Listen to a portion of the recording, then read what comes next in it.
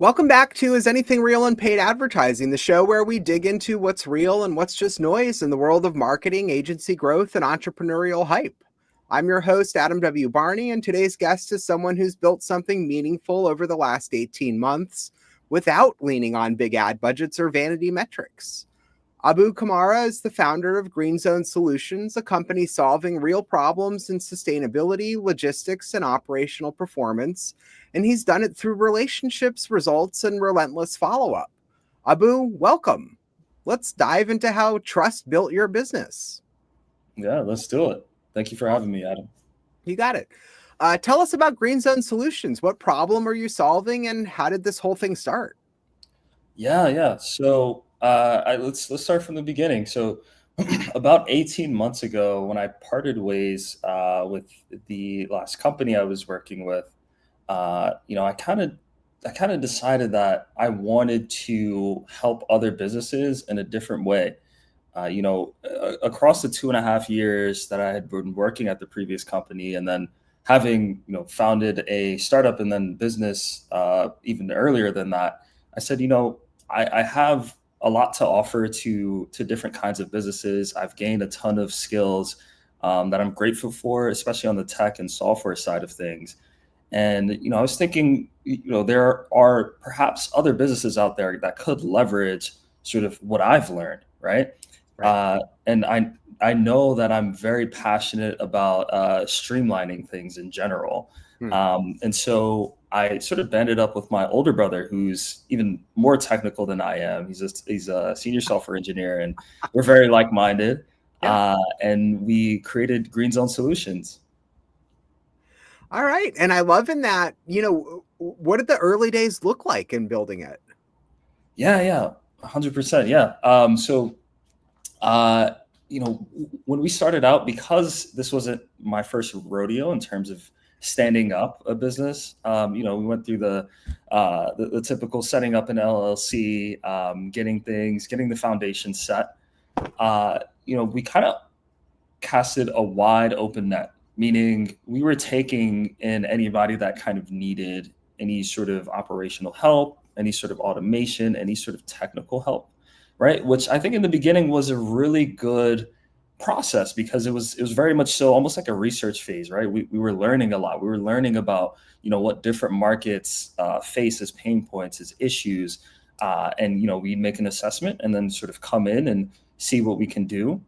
And with that, honestly, we got very lucky, because I was connected to an individual that had a change management organization that had been doing incredible work, and the head of that company, was very passionate about sort of guiding us and helping us create a consulting life cycle, helping us structure some things, identify some opportunity.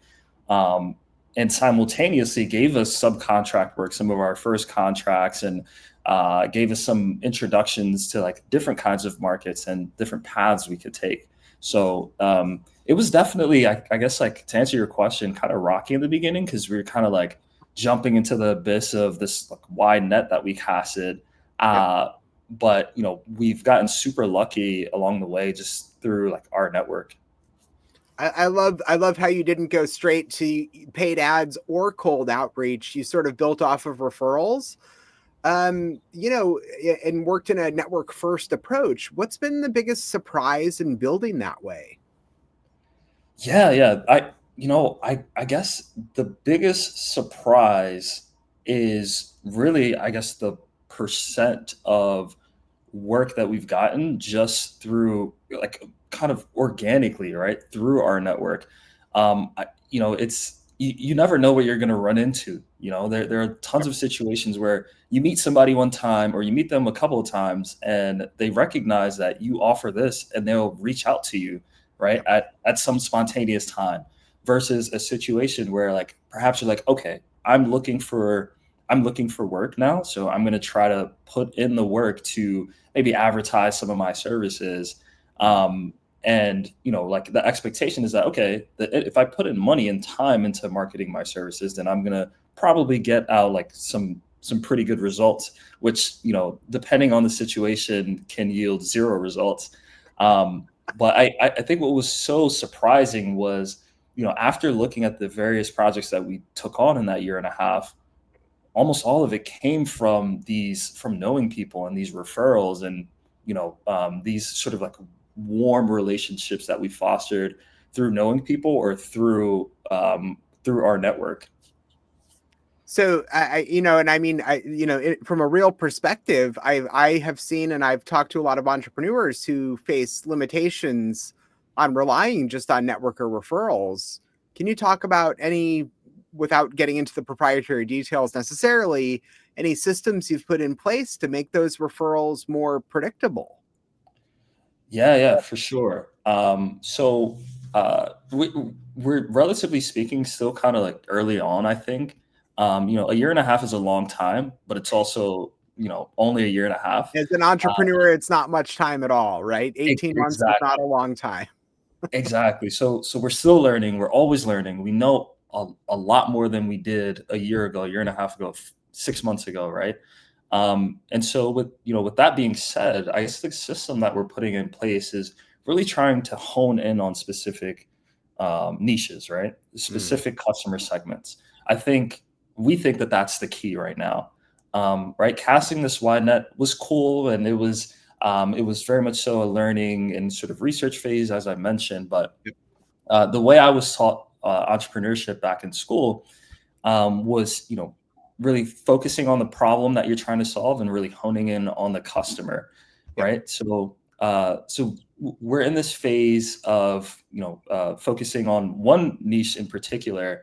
We're learning all about the customer. We're learning the lingo. We're learning all the operations, right? We're learning the day in the life around this customer to kind of, uh, you know, understand where they are, what channels they exist in, what their major pain points are, and sort of even the lingo that they speak, right? The apps on their phone, right? That's how detailed we kind of want to get there. And I think that having that system in place, as really it's shown us before, or shown me before, back when I co-founded a different business, I think similarly it will yield a nice strong channel, and as a result funnel of customers or clients. Right, right. What do you think people misunderstand about slow growth?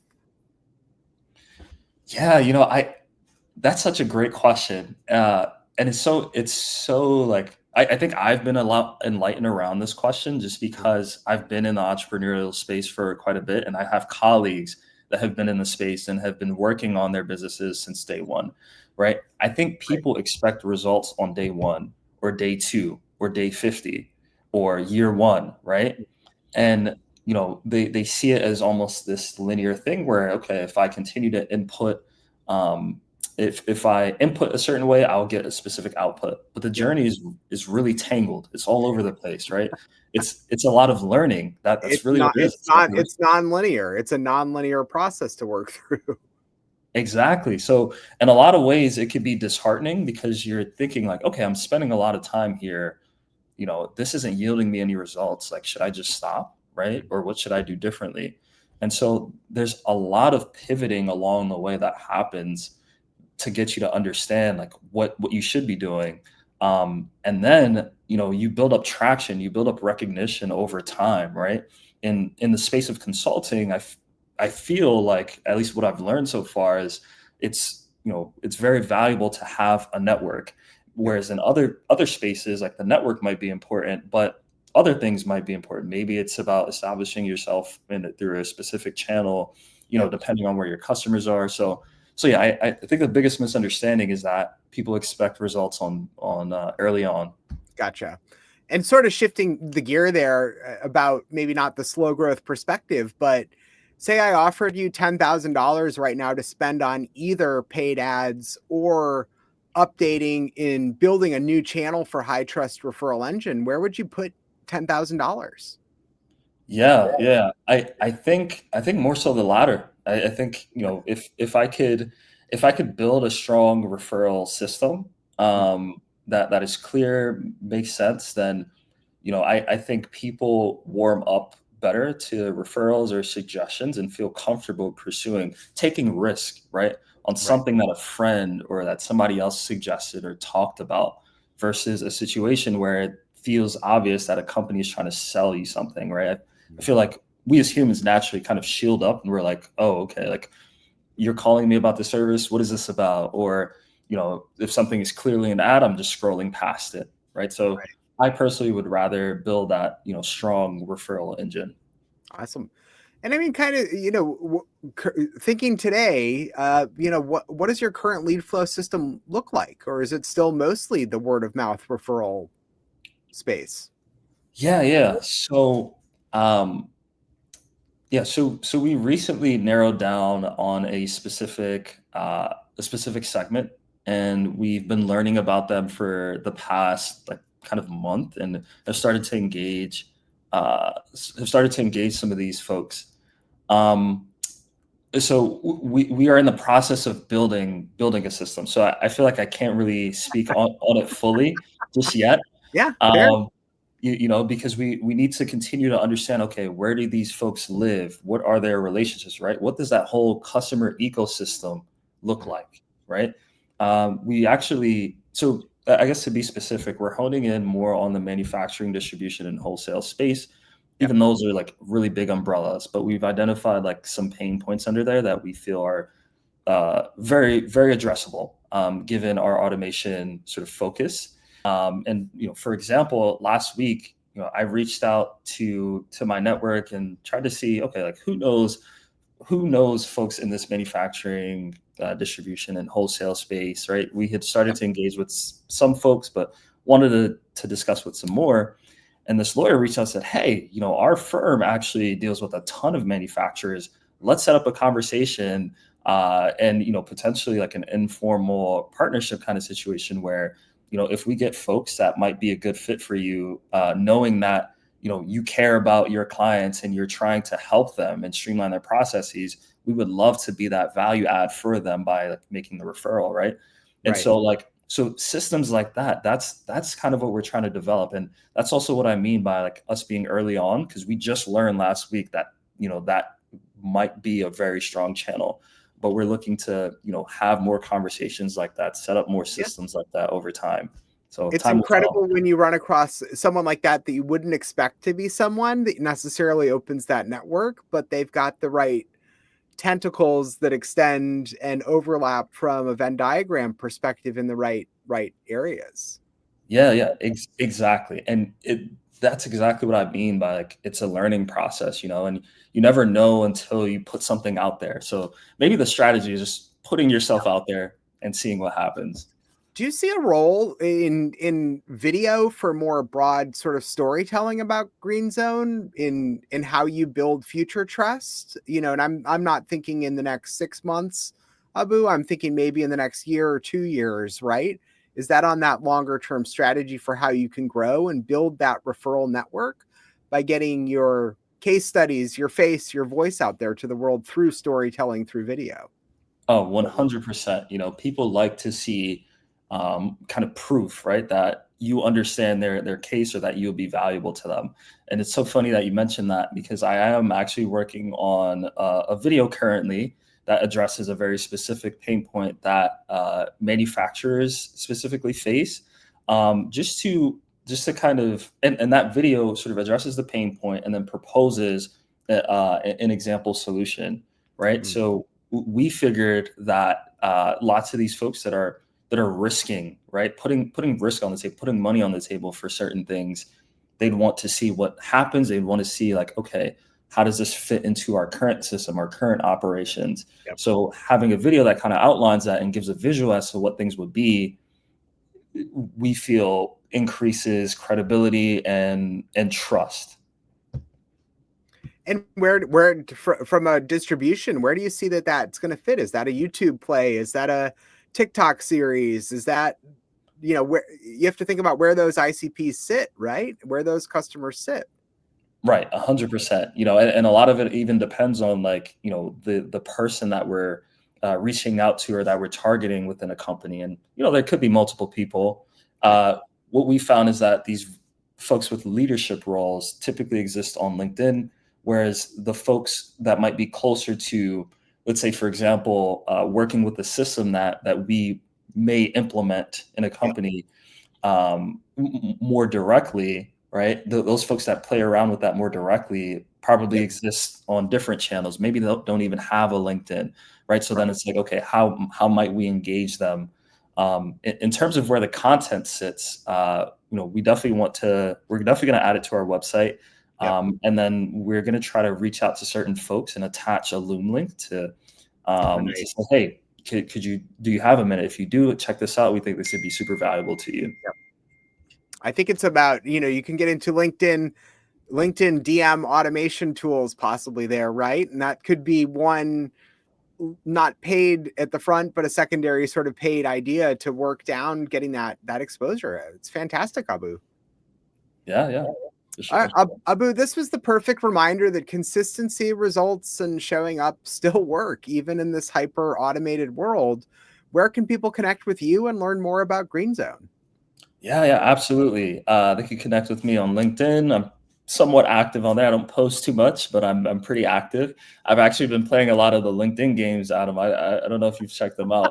They're like Tango and all that. So Yeah, yeah. they're increasing my ROI. So, uh, but let's It's see. too bad. Also, It's too bad that those aren't gamified from your network perspective. That's an interesting idea to bring in of competition through yeah, that avenue that was kind of a surprise that LinkedIn brought to the forefront within the last year or two.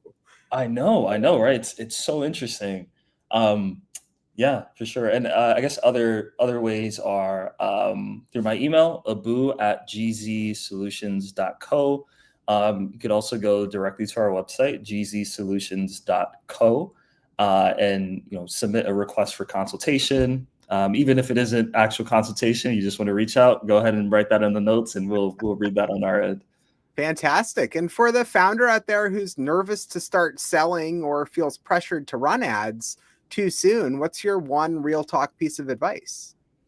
Go out there and understand people's pain points, right? I've learned that trying to sell first is important from a business model perspective and from a validation perspective. So go out there, learn about the market, and try to sell first if you can, and then move forward, right?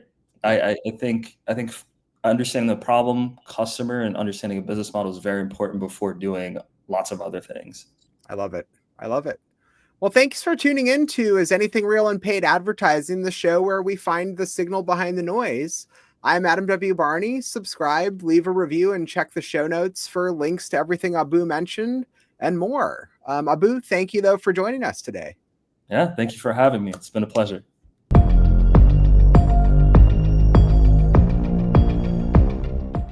Scaling fast, but who's flying the rocket? If you're a VC backed founder, 7 to 8 figure operator, or executive team scaling fast but heading toward burnout, I help you rebuild your energy system, reclaim 10 to 20 hours a week, and lead with clarity, stamina, and execution energy. 2 seats open now. DM me recalibration or go to adamwbarney.com to lock in a clarity call. Clarity over chaos, always.